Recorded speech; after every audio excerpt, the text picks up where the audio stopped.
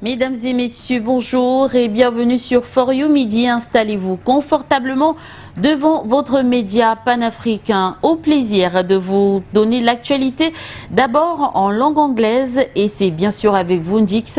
Good day. Good day, Lindu. Good day, audience of You Media Africa. It's a pleasure to be in your company.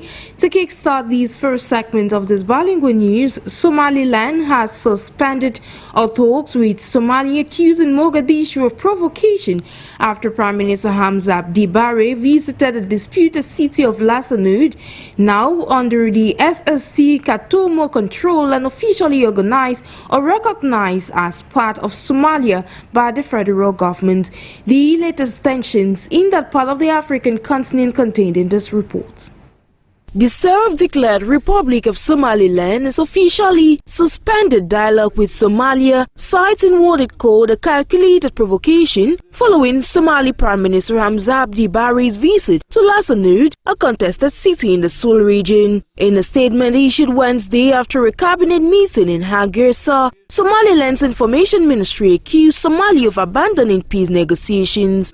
Somalia has unambiguously chosen confrontation over dialogue, the statement read. It further declared that Somaliland is withdrawing from all ongoing talks effective April 16, 2025. The visit came a day after Somalia officially recognized the SSS Skatumo administration, which controls Lasanud and aligns with the federal government. Somalia reaffirmed its stance, asserting that SSC Katomo governed territories are an integral part of the country. Lasanud, located nearly 930 kilometers north of Mogadishu, has long been a flashpoint in the ongoing dispute between the Unionist SSS Katomo forces and Somaliland authorities. The region witnessed deadly clashes in 2023, leaving hundreds dead or wounded. Somaliland, a former British protectorate, declared independence in Somaliland, a former British protectorate, declared independence from Somalia in 1991, but despite maintaining its own government and institutions, it has yet to receive international recognition, and in 2023, tensions flared when it signed a coastal agreement with Ethiopia in exchange for recognition, yet a move that proved futile.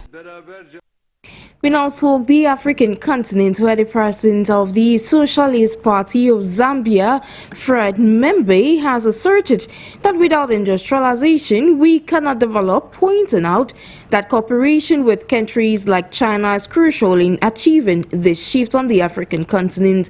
He was speaking in an interview in Lusaka on Saturday, as it tells Bukanda's report.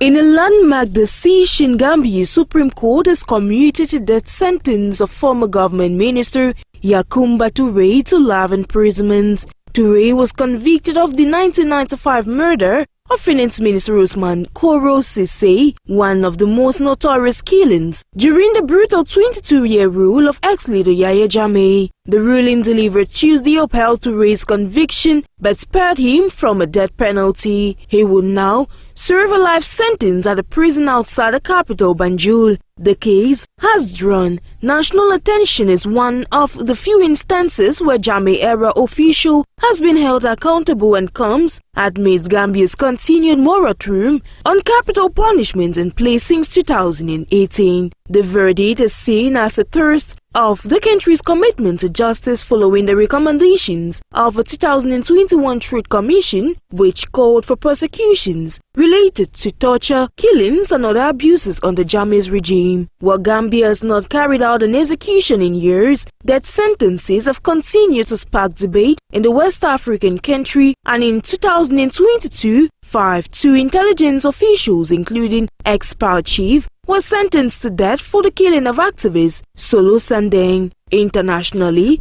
Jammeh-era accountability is also advancing. In Switzerland, former Minister Othman Sonko was jailed for 20 years last year for crimes against humanity. In the United States, a jury on Tuesday convicted a former member of the junglist Jammeh's feared death squad for acts of torture. Yahya Jammeh remains in exile in Equatorial Guinea after losing the 2016 presidential elections. Well, that was on Gambia, where the nation's Supreme Court has commuted the death sentence for ex-minister Yakubu Toure to life in prison for the 1995 murder of Finance Minister Usman Korosuse, a step towards justice for crimes committed under the former leader Yahya Jammeh's 22-year rule. We take you back to talk about the African continent, where the president of the Socialist Party of Zambia, Fred Membe, has asserted that without industrialization, we cannot develop, pointing out that cooperation with countries like China is crucial and critical in achieving this shift on the African continent. He was speaking in an interview in Lusaka, Zambia on Saturday.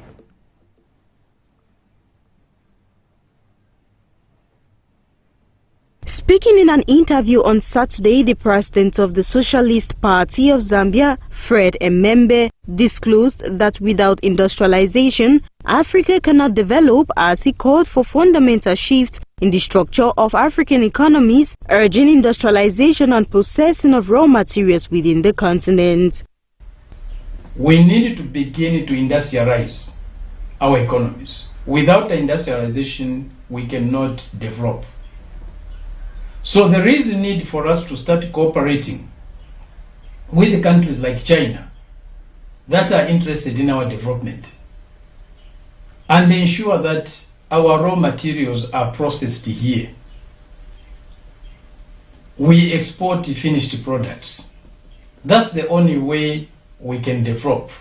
That's the only way we can improve the living conditions of our people. From pursuing South to South cooperation and deepening it to the highest possible degrees. Indeed, as I've already highlighted, more South to South cooperation with all the sister and brother countries in the South will improve our economies tremendously. The Zambian politician further called for unified strategies for dealing with Africa's challenges, particularly those rooted in foreign economic control and political interference. In response to the crisis in the Democratic Republic of Congo, he revealed that the biggest problem in the Congo is the resources the country possesses, urging African nations to take ownership of resolving the conflicts on the continent. Attempting solutions, he said the solution to the Congo's problem must be found by the African people themselves, pointing to neighboring countries and the African Union. The Pan-African agenda is an agenda for sovereignty, it's an agenda for patriotism, it is an agenda for socio-economic development, he concluded. Talking about transatlantic slavery, the call for slavery reparations is gaining global momentum. And at the United Nations in New York, CARICOM's Hilary Brown declared it is time for action, not talk, urging former colonial powers to be held accountable as the Caribbean and African Union unite to push the agenda forward. The push for slavery reparations has reached a critical juncture, according to a top Caribbean community official. Speaking at the United Nations in New York on Tuesday, Hilary Brown of the CARICOM Reparations Commission declared, and I quote,